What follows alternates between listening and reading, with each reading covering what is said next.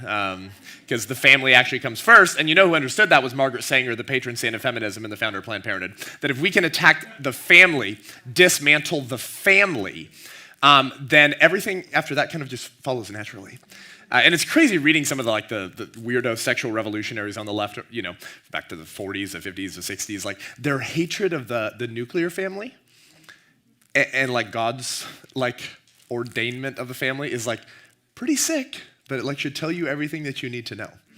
Like Alfred Kinsey once said, he said, the whole army of religion is our central enemy. Margaret Sanger once said, birth control appeals to the advanced radical because it is calculated to undermine the authority of the Christian church. Isn't it nice I memorize all this junk for you so you don't have to read these people? That's a direct quote from the founder of Planned Parenthood. But Seth, I thought birth control was just to help poorer families plan their parenthood so they don't have too many kids and then they won't be as good kids because they won't have as much money and they'll have too many kids. No, Sanger, the woman who coined the term birth control, did you guys know that? That term didn't exist until Margaret Sanger. She coined the term birth control. And she said birth control appeals to advanced radicals because it's calculated to undermine the authority of the Christian church. Well, why? Well, because the first commandment in the scriptures is to be fruitful and multiply. So naturally, the revolutionaries on the left say, well, we can't have people, well, Sanger said swarming and spawning. We can't have them swarming and spawning too much. Having too many kids, overpopulation isn't too many people on planet Earth. And Sanger was influenced by all these individuals. Attack the family, dismantle the family. Have you noticed this about Black Lives Matter Incorporated? Did you ever go to their website in 2020 or 2019? They said, we exist to disrupt the Western contrived notion of the nuclear family, which has done more damage to Black America than anything else. LBJ, Great Society Act, Black mothers only got payment checks from the government if there were no fathers in the home. Like, why does it always go back to the family? So anyways, all that to say, I moved to Kansas so that I didn't kill myself and my family. So my wife was happy wife, happy life. So it's good to be back in Southern California for a few days here, waking up to church at one of my favorite churches. So thank you so much for having me. So let's see where we begin to put this puzzle piece together. Anyone asking in the last 3 years, what the heck's going on in America? Or how about this? How did we get here? Am I the only one who's felt like that? Okay. Or where is the church? You see, things happen gradually, then suddenly, just like bankruptcy. Right? Let's say you've lost your business, you made some bad financial decisions or something. You go to your wife and say, hey, babe, I lost the business. And I don't know how this happened. Your wife would be like, babe, you've been making horrible financial decisions for decades. Like, what do you mean, how did this happen? Do you understand, like, things, like, bankruptcy happened gradually. And then you lost your business. And you're like, What if I told you the same thing is true of culture, politics, and ideologies? That things happen gradually. And then when the dam breaks open, and you're like, oh my gosh, drag queen story hour at the library happened really fast. And some Americans feel like that. They feel like that happened really fast. It didn't. It happened gradually for decades. Codifying abortion through the point of birth with Prop 1 of the California State Constitution, and 4 days ago in Ohio, and the last year in Michigan, and then Vermont. Wow, that happened really fast. No, it didn't. All this stuff happened gradually for decades as bad seeds were planted into the soil of the American Republic, and guess what? Bad seed yields a bitter harvest. That's a biblical concept, by the way. The Bible talks about bad seed, bitter harvest. So if the harvest is bitter, you might be able to predict what the seed was. And if the seed was bad, you could probably predict the harvest. In Hosea 4:6, God tells the Israelites, he says, my people are being destroyed for lack of knowledge. What I'm going to get into and share with you for the next few minutes. I've done 35 churches in the last 15 months. And here's the number one response of godly, pro-life, conservative Christians I get in the foyer of churches afterwards. Seth, I've never heard any of that before. We're being destroyed for lack of knowledge. We don't understand the ideology of the enemy, nor the acolytes that the enemy of our souls has raised up to advance his ideology in the public square. Gradually, and then suddenly. And I'm here this morning to suggest a very simple thesis, but a very audacious thesis. and that is this. All of the hate of the modern era flows through Margaret Sanger. Now listen, Bill Federer is a good friend, okay? Although I'm not going to go as long as he does. But I'm not going to pretend to know history like Bill Federer. I don't think I'll ever be as smart as that man. Okay? And maybe you're thinking, Seth, you're no historian. How could you make such a claim? That's a little reductionistic. That's a little oversimplification of history. Really, one woman explains everything in 2021, 2022, 2023. That's just stupid. You obviously were not homeschooled. Actually, I was. And there's no way that that's like a rational argument you could make one individual correct. We could go back to Thomas Hobbes' Leviathan. We could go back to the Enlightenment and some of the weird kooky things we got wrong there. There's a lot of places we could go to explain the last few years that makes us when the dam broke open and we were like, what's happening in America? The reason that I have selected Margaret Sanger and the founding of Planned Parenthood is because Planned Parenthood is the largest, best funded, and most profitable 501c3 in human history.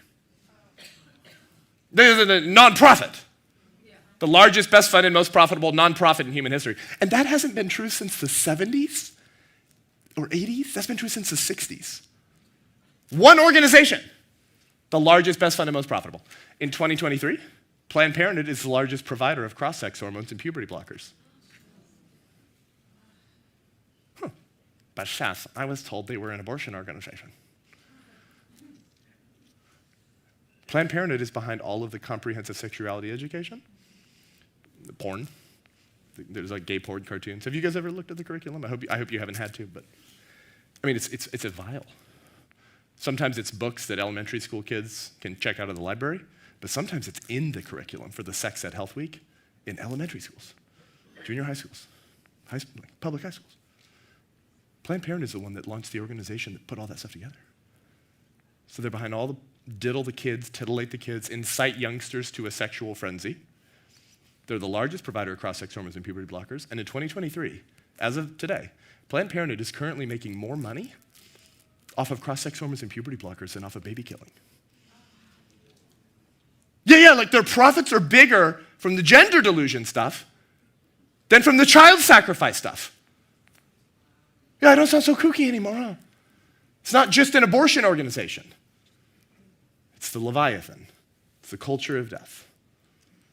And I'm going to argue that there is no other individual in American history whose impact on today's wickedness is greater and better financed and funded than Planned Parenthood and their patron saint, Margaret Sanger. It's actually no different than Judges 6. Do y'all read the Old Testament here, right? Yeah. Judges 6. In Judges 6, we find Gideon hiding out in a cave. Now, why is Gideon hiding out in a cave? Because they had Bernie Sanders' democratic socialism. It was democratic, which is, I've been told, is better than normal socialism. I'm not sure how that works. I think it's something like if you vote your way in, you have to shoot your way out, something like that, but it's democratic. And so you remember in Judges 6, the Midianites are oppressing the Israelites. Do you guys remember this? And because God's given them over once again to be ruled by those who hate them. And so the Israelites thresh their wheat and the Midianites come and take it, right? You make, we take. That's socialism. So Gideon says, screw this. I'm going to go hide out in this cave and thresh my own wheat. So he's a tax evader. Naughty Gideon. By the way, Pastor Joe, I'm not giving your church theological arguments to cheat on their taxes. Sorry, So Gideon's threshing his own wheat, and then God comes to Gideon in Judges 6, and he says, mighty man of valor, reminds him of his identity. Now, if you're Gideon, what are you thinking? Here's what I'd be thinking. Where have you been? Our grandpapas told us that you were the God that brought us up out of Egypt, that you delivered us from the hand of the oppressor, that we were your special chosen people. Where's the milk and honey? This sucks. Everything we make is taken by our enemies. I thought this was a theocracy. I thought you were our God, our monarch. But then I get excited and I'd be like, God's back. It's time to make some Midianites' heads roll, baby. You know? Is that where God starts? Does he say, go slaughter the Midianites? It's very interesting. In that same chapter, this is your homework this morning, go read Judges 6. Sorry, I'm not preaching expositionally, okay? I love Calvary Chapel. I wish I could preach as well as Pastor Joe, but I just kind of like crazy and like probably on the spectrum, so I'm just like putting all these pieces together. and trying to use the Bible to help you to see so we're not destroyed for lack of knowledge. And so God tells Gideon in Judges 6, he says, walk out of the cave and go tear down the statues to Baal. Then take those Asherah poles and chop them up. Then we'll talk. Well, God, why didn't you start with like our border policy or like, our election security or, our self-defense gun rights? By the way, I'm a gun-toting, Second Amendment free speech. Like I'm saving up for my next gun right now. So and I know half the congregation's packing right now, but my point is this, is like all that stuff is important and matters, but none of it matters if we continue to kill children in this country. As it was in Judges 6, so it is today. God doesn't begin with these other, preferential important issues that we probably all agree on. What does he say? Well, he's given his people over to be ruled by those who hate them. What are his high kingdom priorities? How does he show his priorities? And can I actually say the things that he puts in a moral and spiritual hierarchy? You ever hear Christians say, all sin's equal? No, it's not. All sin puts us on an equal playing field before the cross. Nobody thinks stealing a pencil is the same as killing your kid. Not all sin is equal. God actually has hierarchies of certain things. It's 7 things the Lord detests, 8 that he hates, abhors, right? It's all in the Proverbs, Psalms. Okay. So he says, you start tearing down the high places. What were the high places? It's where they would erect idols to pagan worship. Asherah was the goddess of sex, and they would worship her through orgies and unbridled sexual escapades.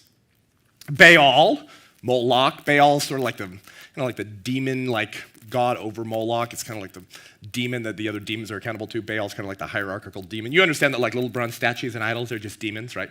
So Baal, child sacrifice. Right, because when you sleep around and have orgies and have sex with everyone, what tends to happen is 9 months later you have an unwanted baby. But that's okay, just walk over to the Baal statues and pass the child through the fire. What are the 2 pagan gods of American culture today? Sex, child sacrifice. The Asherah poles, and Baal. As it was in Judges 6. So it is today. The more things change, the more they stay the same. What if I told you that Judges 6 provides the perfect window into understanding how Planned Parenthood operates and the culture of death? Augustine, in his book, The City of God, called it libido dominandi. I know, think about the phrase for a little bit. Okay, it's all right. The kids all went to kids' school, kids are here. Libido dominandi. Sexual liberation is political control. Dominandi. Sexual liberation as political control. It's a line that comes from Augustine's City of God. What does that mean? That if you can sexualize a community, which is what Asherah would sexualize any community. If you can I put it this way? If you can titillate the masses, the sex ed in the schools, incite children to a sexual frenzy, if you can debase people to their most animalistic sexual appetites, feed me. Maybe it's food, maybe it's drugs, maybe it's alcohol, maybe it's sex, but feed me.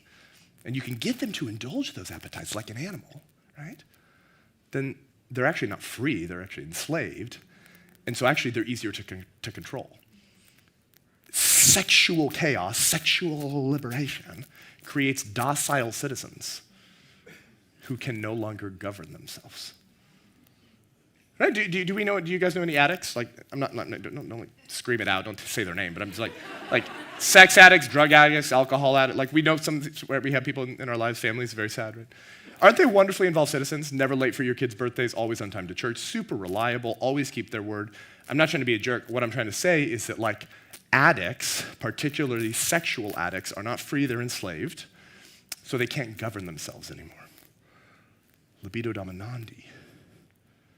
And child sacrifice, historically, has always been the conclusion of sexual liberation or the sexual revolution. It always ends in killing children.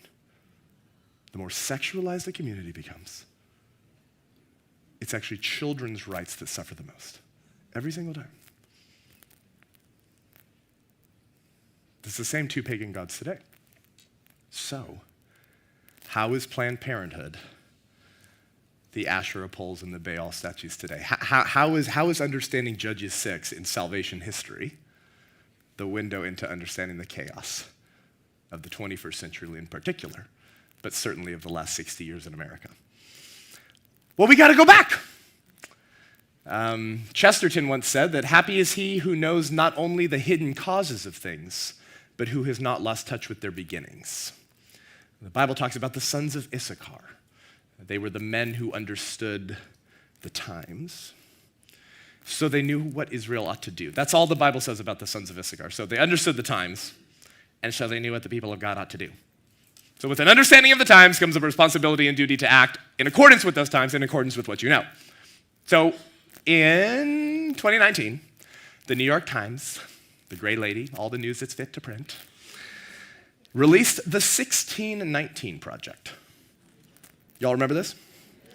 And they argued that our birthday as a country is not 1776, it's 1619, when the first black slaves came to American shores. That's our real birthday. That's actually what the 1619 Project said, okay? And they said because we're such a systemically racist country today, right? Like LeBron James said, when black men walk out of their house, they're being hunted.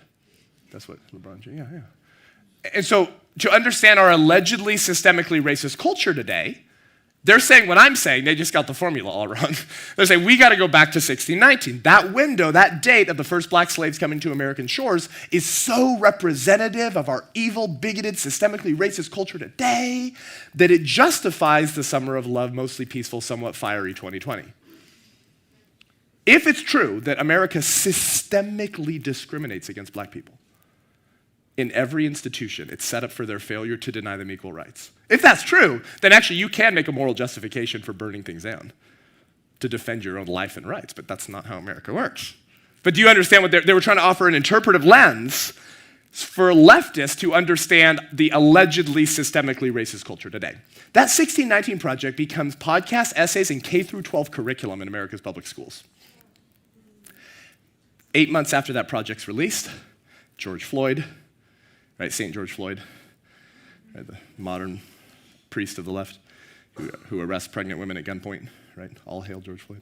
They were actually selling religious paraphernalia with his face on it, so I'm not actually just joking. It's like he was treated as a saint. And so therefore, we have to burn and pillage because America is so systemically racist. Then people started calling the riots of 2020 the 1619 riots. Because it makes sense. If the claims of the 1619 Project are true, yeah, I guess that makes sense. And then the author of the 1619 Project on CNN was asked, how do you feel about the riot, the mostly peaceful protest, being named after the 1619 Project? She's like, I'm so proud. This is wonderful.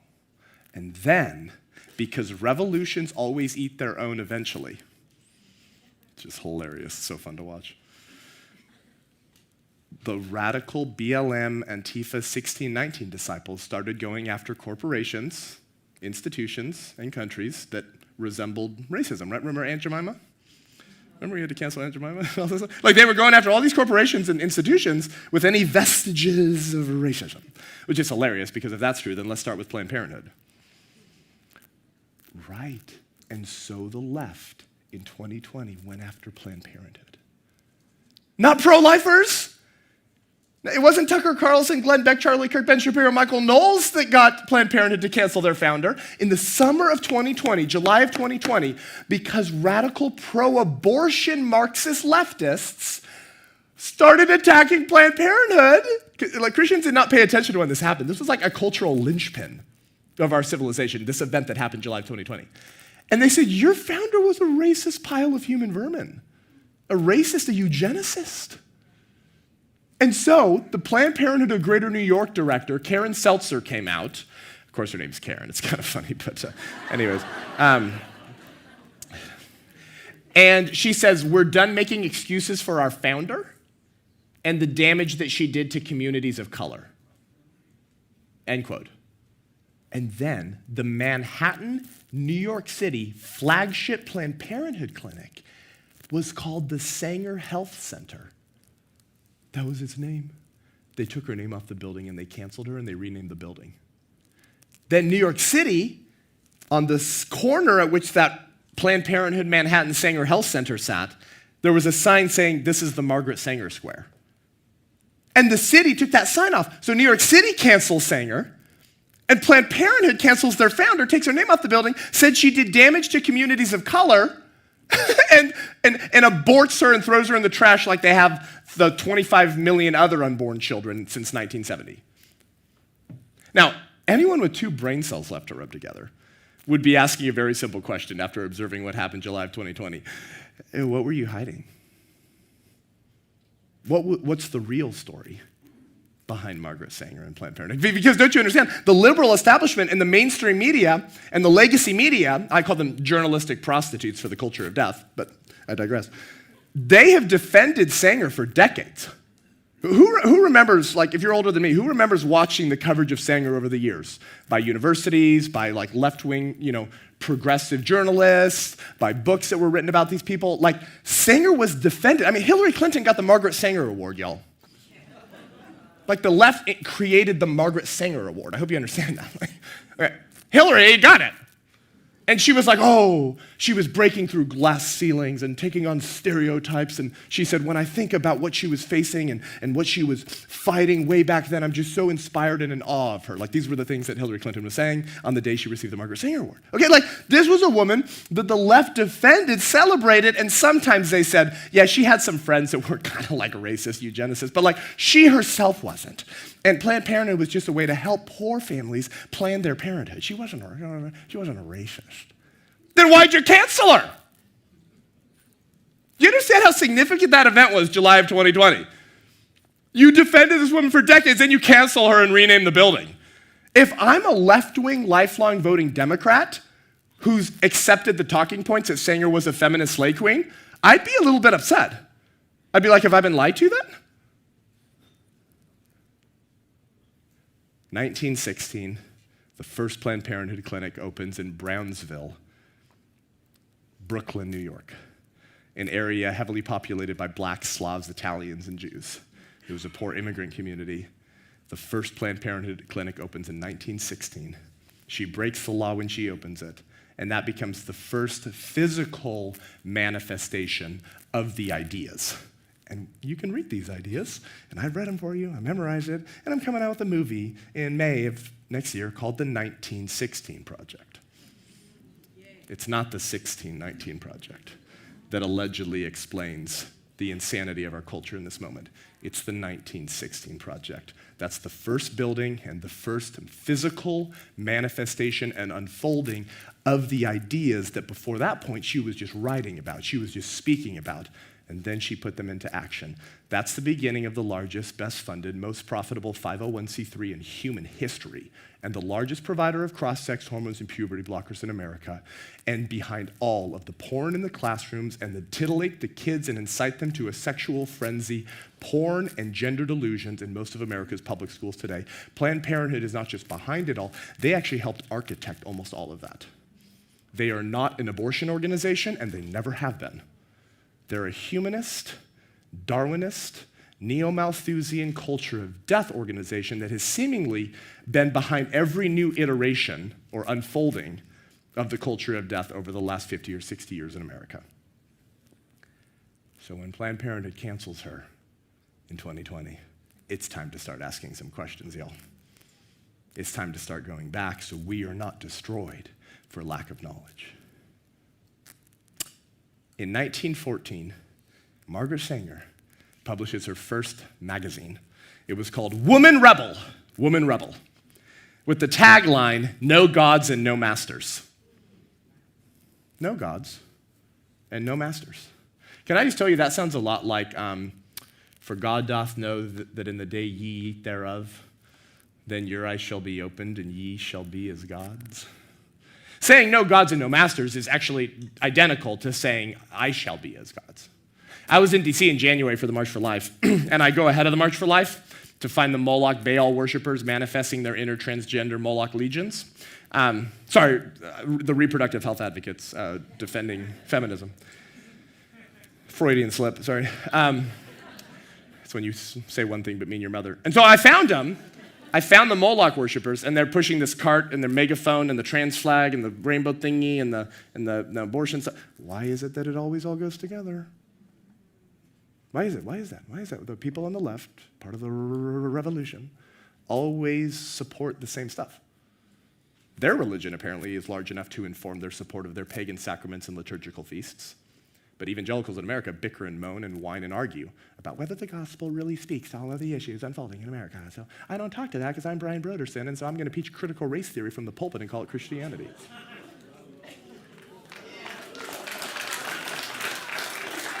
Sorry, if you have to leave, it's okay. Right. I'm Rick Warren, so I won't have Jack Hibbs preach on a pulpit, but I'll have Obama. I'll host Obama at Saddleback. I'll have Ed Stetzer, the new dean of Talbot Theological Seminary, who votes for the people who kill babies, who ran the Billy Graham Evangelistic Association.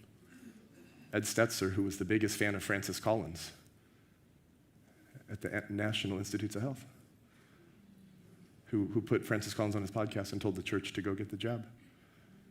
Ed Stetzer, who was the dean at Wheaton. Ed Stetzer, who wrote an article in USA Today in 2021 that was titled, "If you love your neighbor, you have to get the vaccine." So if you don't love your neighbor, and you're a bad Christian. Ed Stetzer, the new dean at Talbot Theological Seminary, who has an open invitation to speak at both Mariners and Saddleback. Apparently, the gospel of modern evangelicals in, I call it Big Eva.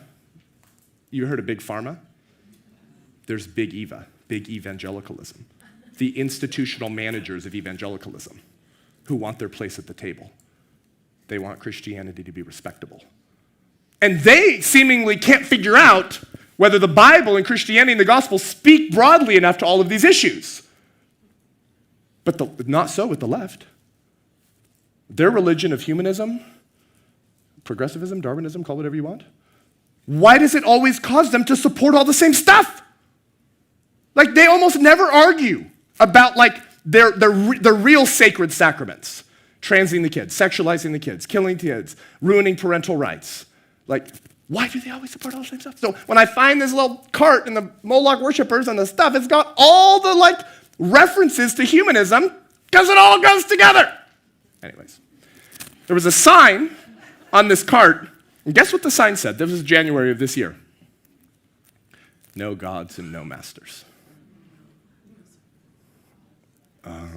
What? 109 years later? 109 years later? The modern left and the Moloch worshipers in the abortion industrial complex quoting the words of their patron saint's first magazine. Maybe the culture war was just a proxy war for a far deeper spiritual war. Maybe all human conflict is ultimately theological. Sanger was very religious. It just wasn't pure and undefiled religion. The more you attack the family, God's plan for civilizations, Christianity, Western civilization, to try to rip it all down. Critical theory, right? Critical race theory, the Frankfurt School, Germany, critical theory. It's all bad, it's all evil. The 1619 author, you know, she was mentored by Angela Davis, the communist Marxist who was mentored by the people from the Frankfurt School out of Germany, where most of the modern neo-Marxism premises come today, that is the modern left today. That's where that all comes from. We rip down Christianity, we tear down Western civilization, we destroy the family, and they think that they're evolving beyond the realms of religion, but they're actually just getting more religious. It's just a really weird, kooky religion, and it's not progressive, it's regressive. It goes all the way back to weird old pagan demon worship. Judges 6. Sexualize a community. They'll kill their kids. Won't be able to govern themselves anymore. Sanger gets indicted on 3 counts for breaking the Comstock laws. These were like obscenity laws. Did you know we have obscenity laws in America? Like, we actually have them. We just like never enforce them. So like some of that pornographic sex ed in the schools, and like I'm not speaking hyperbolically, by the way. Like I look at the curriculum. Like I've gone through the comprehensive sexuality education in most of America's public schools. It's bringing all those moms and dads to school board meetings. And when one dad in Loudoun County, Virginia, just outside of Gary Hamrick's church, went to a school board meeting and got really upset. Why? Because his daughter had been raped by a dude who said he was a girl in high school. And the policy of the school board in Loudoun County, Virginia allowed a gender identity. allowed a man who said he was a woman to go to the girls' restroom, raped his father's daughter. So yeah, he was a little upset at the school board meeting. Loses his cool. I think he cussed a little bit, got carried away. Yeah, how would you if someone raped your daughter and it was a school policy that allowed it? He gets pulled away in handcuffs, and the Attorney General of the United States, Merrick Garland, opened up an investigation into domestic terrorism of parents speaking at school board meetings. But all that sex ed comes from Planned Parenthood. And did you know that if I showed that curriculum that's in so much of the schools to your children in your living room, did you know you could call the police and have me arrested? No, like completely. But if you take that booklet and you put it in a classroom, it's just science. It's just health education. Follow the science, you stupid rubes. I would like to ban that phrase from American political discourse. Follow the science. And the people that scream that the loudest at us for the last 3 years believe men can be women, women can be men, babies aren't persons, and children are sexual beings. I feel like the Princess Bride sometimes. I don't think that word means what you think it means. Right? This is inconceivable. So, what's my point? Those obscenity laws in New York City were being enforced at the time that we don't enforce today. So Sanger broke the law. So rather than getting arrested, because her magazine, by the way, that she was sending in the mail was like stuff about like the sexual liberation movement, birth control, like she defended the need for political assassinations, like it was really lewd, really crazy, right? So rather than getting arrested, she flees to England. She ships her 2 kids off to be raised by her friends. Shocker, the founder of Planned Parenthood wasn't a great mother.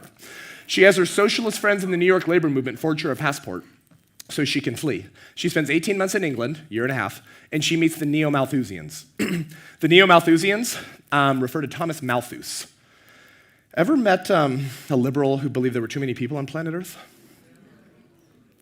That's like every Democrat in, I think, America right now.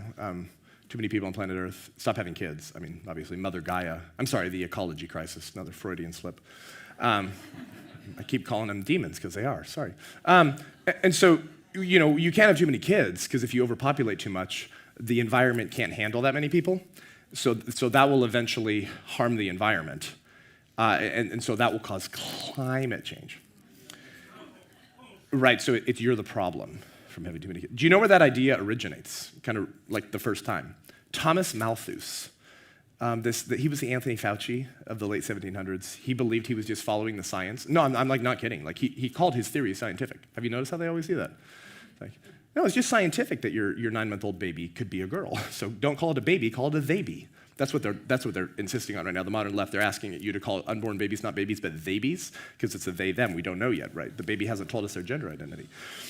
Wow, I'm really getting carried away right here. What time is it? Okay. So that goes back all the way to Thomas Malthus. There's too many people on planet Earth. So she meets the Neo-Malthusians in England, which are the modern disciples of Thomas Malthus, which is where the whole population reduction movement originates. Right? Which is like all of Klaus Schwab and the World Economic Forum. Like, you could trace all those theories back to Thomas Malthus. And then in 1968, this guy named Paul Ehrlich wrote a book called The Population Bomb. Have you ever heard of that book? Who was alive in 68? Okay. No. I mean, y'all are my sages, right? Like, I'm trying to learn from you. So I'm just saying, y'all remember this book? The Population Bomb. And he said, if the world doesn't drastically reduce its population over the next 20, 30 years, there will be massive starvation and millions will die. Okay? That's what he said. So that was in 68. I was born in 91. By the time I was born, the world population had more than doubled from when he wrote his book. Malnutrition was at an all-time low, and we were the fattest generation in American history. Follow the science. Paul Ehrlich sat on the board of Planned Parenthood. Why does it always all go together? Well, I'm trying to tell you the history, y'all, so you're not destroyed for lack of knowledge. She meets the Neo-Malthusians when she flees the authorities in New York City, the modern disciples of Thomas Malthus, which is where Paul Ehrlich gets all his bankrupt ideas from the first place, and it's all scientific. Okay? Then she meets a man named Havelock Ellis. Who's heard of Alfred Kinsey? So, Havelock Ellis was the Kinsey of England. By the way, the film coming out, the 1916 Project, in May, And my book in May is going to connect all of the dots. Nothing's ever been done like this in the fight for life before, or frankly, the conservative movement. It's going to rip your face off. It's going to cause you to worship God and write me big checks. No, I'm just kidding. And we're going to screen this at churches all around America. And this film is going to wake up the church. It's going to be incredible. We got Eric Metaxas in it. We got Jack Hibbs in it. We got John Amanchukwu in it. We're filming outside of Germany, outside of death camps. We're filming outside of the first Planned Parenthood clinic in New York City. Like, we're putting all these pieces together, okay? But, and when we're talking about Kinsey and his role in the culture of death, because it all goes together. Anyways, I brought up Kinsey to say that, like, Havelock Ellis was the Alfred Kinsey of England. He was a sexual deviant. He himself was impotent, so he was always trying to find new ways to get excited. That's the PG-13 version. He forced his wife into lesbianism. He hosted orgies in his home. This is Havelock Ellis, okay. Guess who begins a raging affair with the founder of Planned Parenthood? Margaret Sanger, Havelock Ellis. They begin an affair. Okay, so remember, someone's raising Sanger's kids back in New York City. Okay. He then writes about his sexual experiences with Sanger in bed, forces his wife to read them, and drives her insane. No, this is all true. I've researched all this for you. That's what Sanger's doing 18 months in England before she founds Planned Parenthood. Havelock Ellis was mentored by a man named Francis Galton. Francis Galton coined the term eugenics. Eugenics, the root word, means good in birth. So what does that mean? Some people are not good in birth. So if you're thinking of Mao Zedong, Hitler, Mussolini, Stalin, good job. That's all eugenics. Eugenics believes that there are like superior races. There are certain good genes that we need more of for this Übermenschen, not Untermenschen, Übermenschen, this super race, this master race. And it's the mentally and physically defectives, disabled, Black, Slavs, Italians, and Jews. I mean, they're not all bad, the eugenicists would say. They would say they tend to birth kids that are not good for the strengthening of civilization. Right? This is all eugenics. The guy who coined the term is named Francis Galton. He's the modern father of the eugenics movement who mentored Havelock Ellis. Francis Galton's life was forever changed when he read his cousin's book, Origin of Species, by Charles Darwin. Oh, light bulbs. Survival of the fittest, so might makes right in the religion of humanism. The strong will survive and the weak will die. Because if we're all animals and it's an animal kingdom, what happens in the animal kingdom? The strong survive and the weak die, even if the strong have to kill the weak in order to survive. So Darwinism inevitably and necessarily leads into eugenics. And how wild is it that not only did we go from Darwinism to eugenics that quickly, it happened in the same family. His cousin, Francis Galton, coins the term eugenics, is the modern father of the eugenics movement, who mentors Havelock Ellis, a sexual deviant Kinsey of England weirdo, who becomes the #1 political and sexual influence on the life of Margaret Sanger, the founder of Planned Parenthood. Wow, we went really quickly from the premise, man is a monkey and an animal, to eugenics, to sexual chaos, to child sacrifice. Libido dominandi? Sexual liberation is political control. Sanger understood better than any other modern leftist revolutionary that the sexual revolution has to always come before the social revolution. Because in the early 1900s, America was a largely Christian society. Not everyone was saved or regenerate, of course, but they were still functioning off of a morality that they were borrowing from the Christian worldview. America was largely moral in their ethics, and certainly their sexual ethics in the early 1900s. So the people are going to be immune to this sexualization of the culture attempt that the modern utopians were trying to usher in if they're moral and virtuous. But that's why you got to titillate the masses first. That's why you got to get people to just indulge those animalistic appetites. Because once they do that, they can't govern themselves anymore. The sexual liberation always comes before the social revolution. Marxism, communism, totalitarianism. Libido dominandi.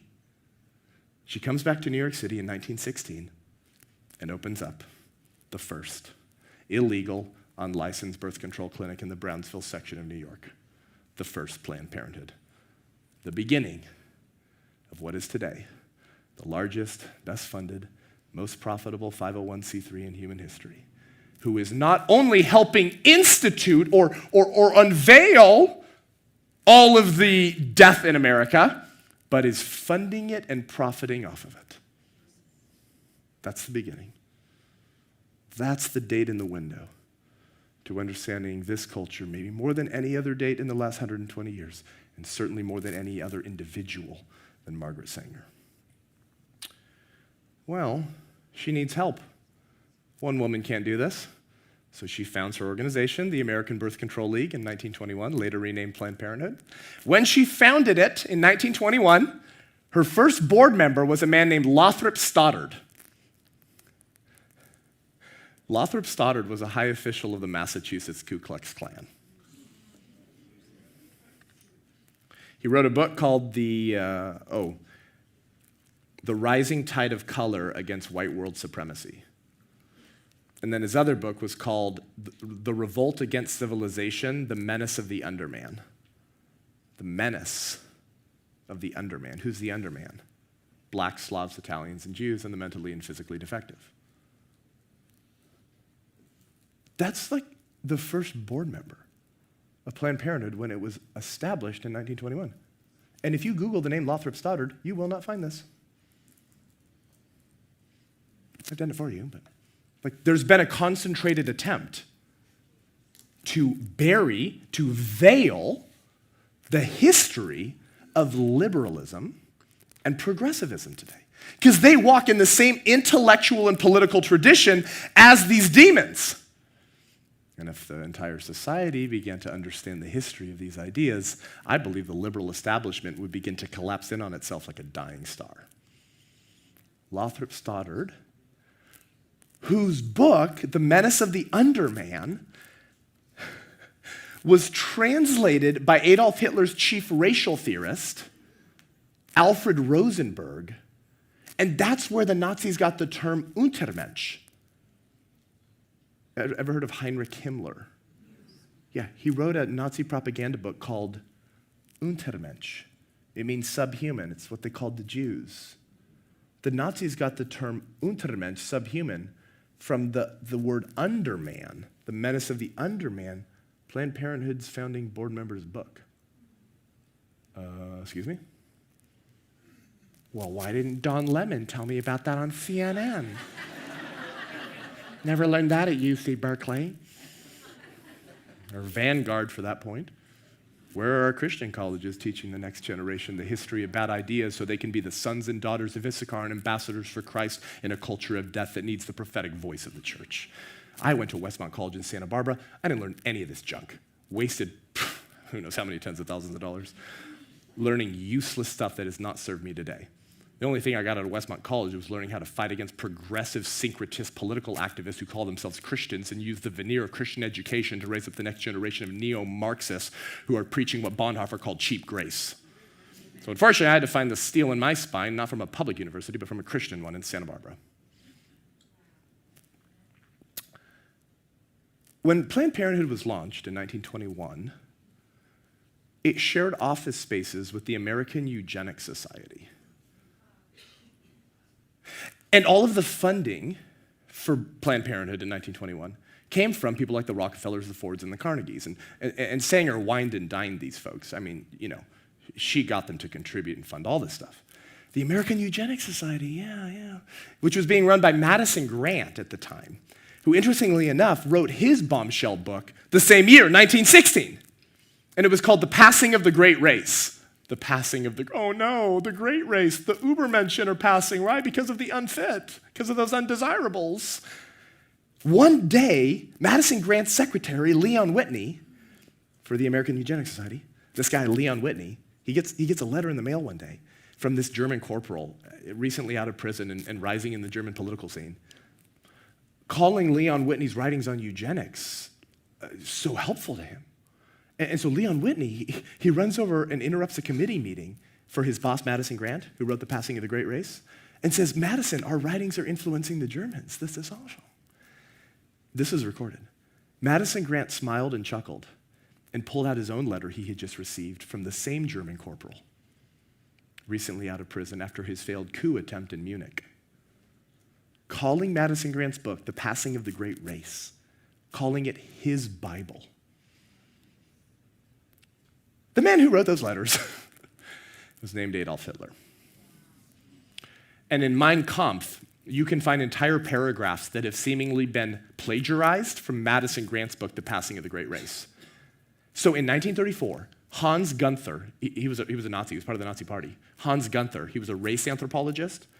In 1934, Hans Gunther called Madison Grant and Lothrop Stoddard the spiritual fathers of Nazi Germany. A Nazi intellectual who worked for Hitler said the spiritual fathers of Nazi Germany are Margaret Sanger's first board member, Lothrop Stoddard, a high official of the Massachusetts Ku Klux Klan, and Madison Grant, who she shared office spaces with when she established the American Birth Control League in 1921. Madison Grant, who once put a black man in a cage with a monkey at the New York City Bronx Zoo to, quote, illustrate evolution. Go Google it. That black man's name was Oda Benga. O-T-A, Oda Benga. And there's a picture of a monkey holding on his neck to illustrate evolution. You know who funded that? Madison Grant, whose writings Hitler called his Bible. So when you hear people like Glenn Beck, Tucker Carlson, Charlie Kirk, Michael Knowles, Ben Shapiro, say that, hey, the abortion baby killing thing and Planned Parenthood, it's kind of like a Nazi-esque kind of thing. That's not a Republican talking point to rile up the base. I'm giving you the history behind why people say things like that. Happy is he who knows not only the hidden causes of things, but who has not lost touch with their beginnings. We have lost touch with the beginnings of the cultural rot, the bad seed that has birthed this culture of death. So the number one response I've gotten from godly, pro-life, conservative Christians at the 35 pulpits that I've spoken in the last 15 months is, Seth, I've never heard any of that before in my entire life. And these are conservative, pro-life, American-loving churches.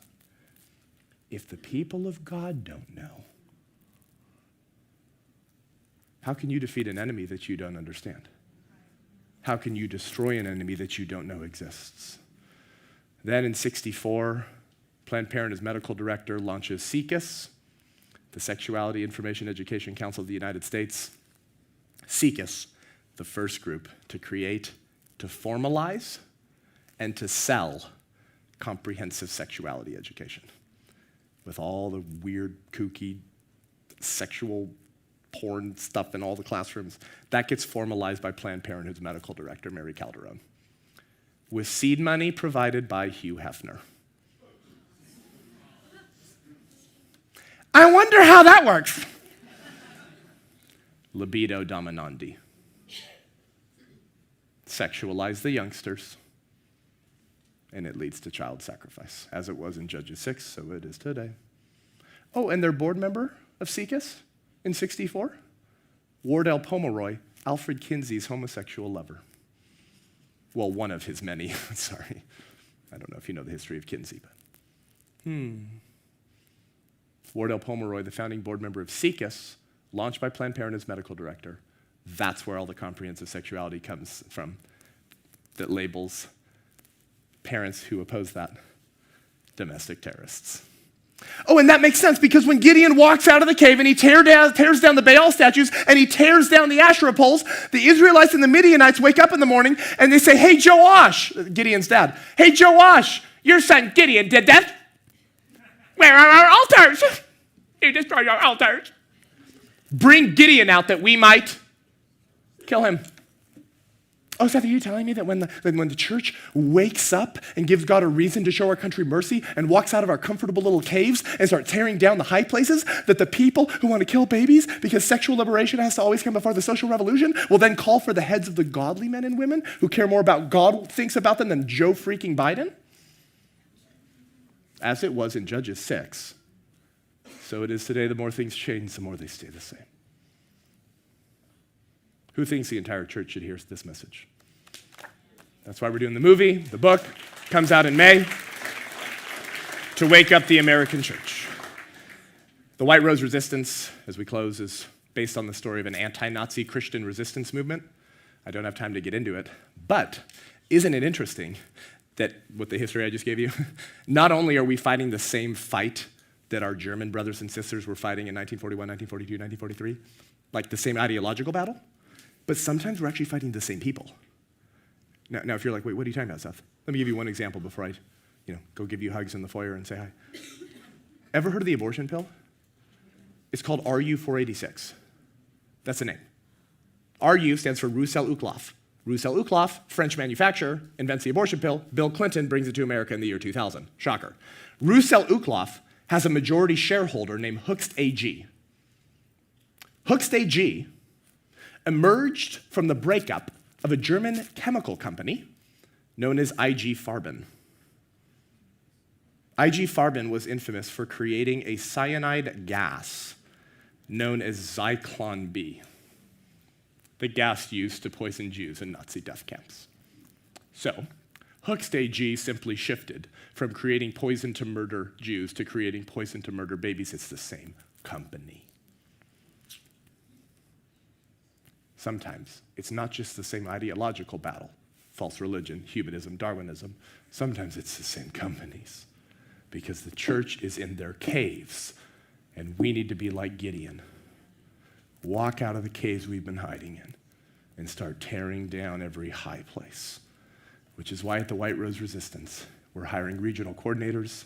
We hired a director of the resistance. We hired a national coordinator of activism to get the church mobilized, inspired, hear the message, jump on board, follow me as I follow Christ, follow us as we follow Gideon and the saints who have gone before us, who cared more about pure and undefiled religion than their own reputations, than being invited to write articles by the Gospel Coalition, the New York Times, and Christianity Today.